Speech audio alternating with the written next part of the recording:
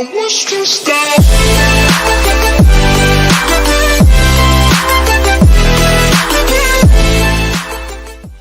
For tens of thousands of years, a vast continent existed in the southern hemisphere, home to one of the oldest continuous cultures on Earth. Its people had deep spiritual connections to the land, complex societies, and knowledge systems built over millennia. Then, in just a few decades, everything changed. Not through a single battle, or a single decision, but through an empire expanding across the globe. When most people think about the colonization of Australia, they picture convicts in chains, ships arriving on distant shores, and the beginnings of a new nation. And while that story is partly true, it leaves out something much bigger. Because Australia was not empty. It was not undiscovered. And it was not waiting to be claimed. Yet in 1788, 11 British ships arrived, carrying over 1,000 people, convicts, soldiers, and officials, marking the beginning of a new colony. For at least 60,000 years, Aboriginal and Torres Strait Islander peoples had inhabited the continent, making them one of the oldest continuous cultures in human history. But this wasn't a single group, it was hundreds of distinct nations, each with their own languages, traditions, and territories. Some estimates suggest there were over 250 different language groups across the continent, each tied closely to the land they lived on. And that connection to the land wasn't just practical, it was spiritual. Country, as it is often called, was not something to own.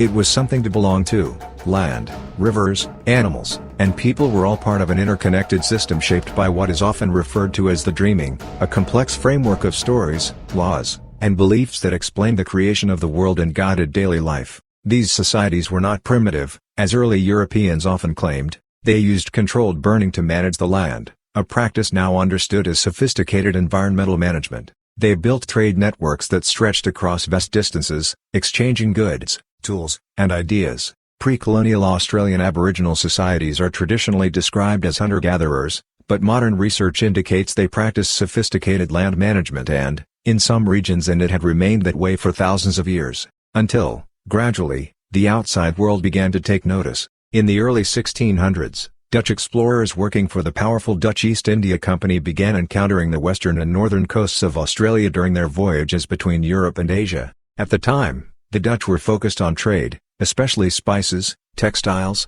and valuable goods from Southeast Asia. Their ships regularly sailed along routes that brought them close to an unknown landmass. In 1606, the Dutch navigator Willem Janszoon made one of the first recorded European landings on the continent, mapping part of the northern coast. Over the next several decades, other explorers followed. Among them was Abel Tasman, who in 1642 charted parts of the southern region and discovered the island that would later be named Tasmania. By this point, the Dutch had a growing understanding of the continent's coastline. They referred to it as New Holland and added it to their maps. So why didn't they stay? The answer comes down to what they saw, and what they didn't. From the Dutch perspective, much of the land appeared dry, harsh, and unpromising.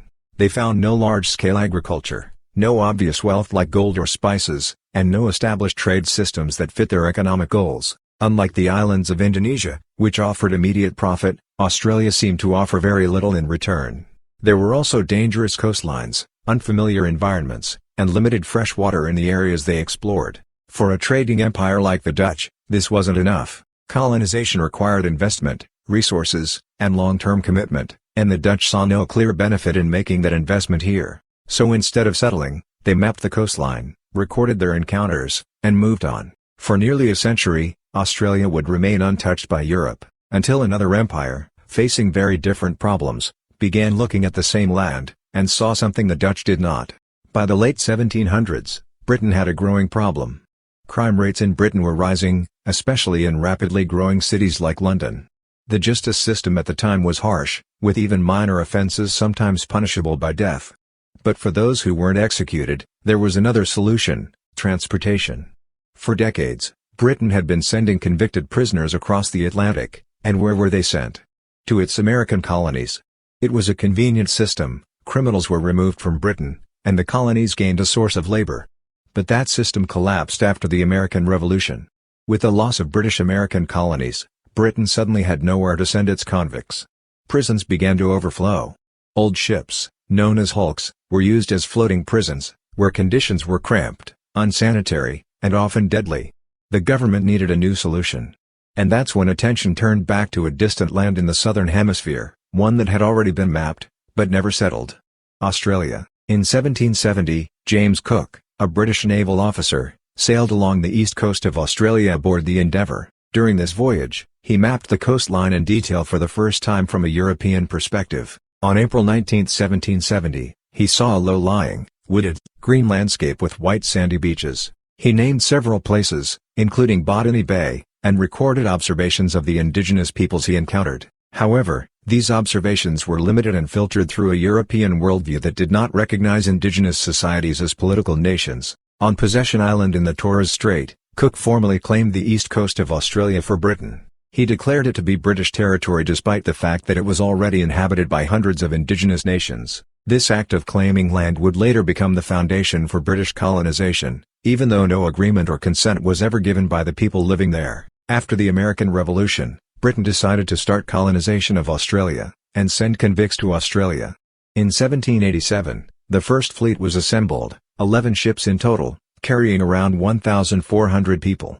Of these, roughly 750 were convicts, the rest were Marines, officers, and crew. The fleet was placed under the command of Captain Arthur Phillip, who had been given detailed instructions by the British government. Those instructions were clear: establish a penal colony, maintain order, and assert British sovereignty over the territory. Phillip was also told to attempt friendly relations with indigenous peoples where possible, but the underlying assumption remained that Britain had the right to take possession of the land. The fleet departed England in May 1787 and endured an 8-month journey across the globe, stopping in Rio de Janeiro and Cape Town for supplies, before finally reaching the east coast of Australia in January 1788. Meanwhile, indigenous groups in the area, including the Guyagal people, observed the arrival of the strange ships. On February 7, 1788, the colony was formally proclaimed. Arthur Phillip became the first governor of New South Wales, and British law was declared to apply to the territory. Life in the early months of the colony was extremely harsh.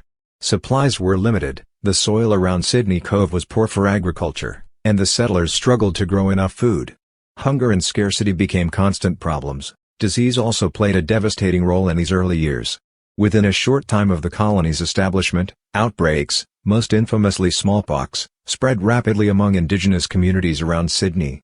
The origins of this outbreak remain debated by historians, but its impact was catastrophic, killing large numbers of people who had no immunity to introduced diseases. Resistance began almost immediately in many regions. One of the most significant early leaders was Penal of the Bijigal people, who organized sustained resistance against British occupation. His tactics, and those of other indigenous groups, often involved targeted raids on farms and supply lines, rather than conventional battlefield warfare, reflecting a strategic response to an invading force. In response, colonial authorities carried out punitive expeditions into indigenous territories, often referred to at the time as dispersals. These were violent actions aimed at breaking resistance and asserting control over land. Rewards were sometimes offered for the capture or killing of resistance leaders, escalating the cycle of violence.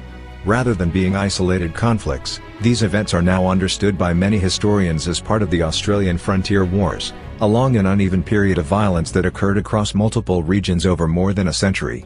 As the frontier expanded, it was not a fixed boundary but a constantly moving line of occupation. By the early 1800s, the colony was expanding beyond Sydney into new regions such as Van Diemen's Land, later known as Tasmania, as well as Victoria, South Australia, and Queensland. This expansion was driven largely by pastoral industries, especially sheep farming, which required vast areas of land. In 1850, people were free to form colonies. At the same time, settlers who occupied land beyond official colonial boundaries, often called squatters, took control of huge areas for grazing livestock, particularly sheep used for wool production. This became a key economic driver of the growing colonies, but it came at the direct expense of indigenous communities who were displaced from their country. As settlement spread, indigenous peoples were forced into smaller, and more marginal areas, often with reduced access to food and resources. In many regions, this led to starvation, further conflict, and ongoing displacement. On January 1, 1901,